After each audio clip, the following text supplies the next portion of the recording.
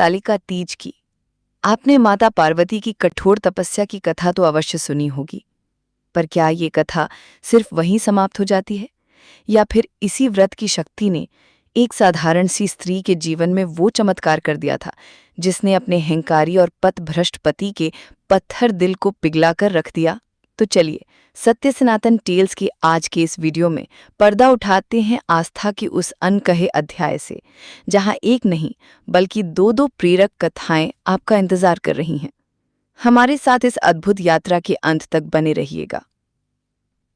आज के इस अत्यंत शुभ और मंगलकारी दिवस पर मैं आप सभी देवियों और सज्जनों को हरतालिका तीज के पवित्र व्रत की पावन कथा सुनाने जा रही हूँ।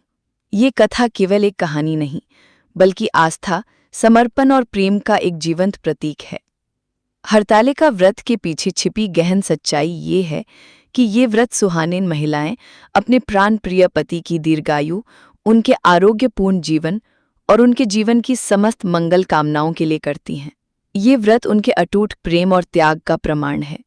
वहीं अविवाहित कन्याएं इस व्रत को मन के अनुरूप भगवान शिव जैसे आदर्श गुणों वाले पति की प्राप्ति हेतु करती हैं, ताकि उनका भावी जीवन भी सुख, सम्मान और प्रेम से परिपूर्ण हो। इस व्रत की महिमा का सबसे बड़ा प्रमाण ये है कि इस व्रत को सर्वप्रथम स्वयं जगत जननी आदि शक्ति माता पार्वती ने भगवान शिव को अपने पति रूप में प्राप्त करने के लिए किया था। उनकी कठोर तपस्या और असीम भक्ति ने ही इस व्रत की नींव रखी। हरतालिका का ये महान व्रत प्रतिवर्ष भाद्रपद माह के शुक्ल पक्ष की तृतीया तिथि को बड़े ही हर्ष और उल्लास के साथ मनाया जाता है। इस दिन स्त्रियां निर्जला और निराहार रहकर अपने संकल्प की शक्ति का परिचय देती है। हरतालिका तीज व्रत में विधि विधान से की गई पूजा के साथ साथ कथा के श्रवण का भी अत्यधिक महत्व बताया गया है।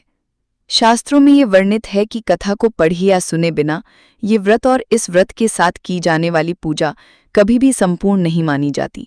कथा का प्रत्येक शब्द व्रती के मन में श्रद्धा और भक्ति का संचार करता है।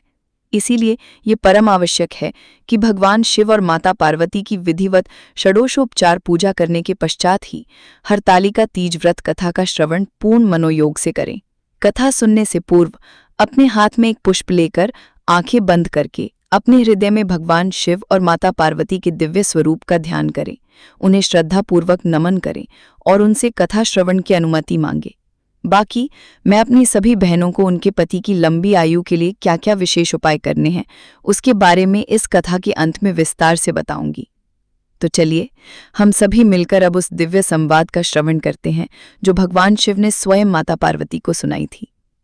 लेकिन उससे पहले मैं कैलाशपति भगवान भोलेनाथ और माता गौरी से हाथ जोड़कर अपने सभी माताओं, बहनों व सभी मित्र बंधुओं के लिए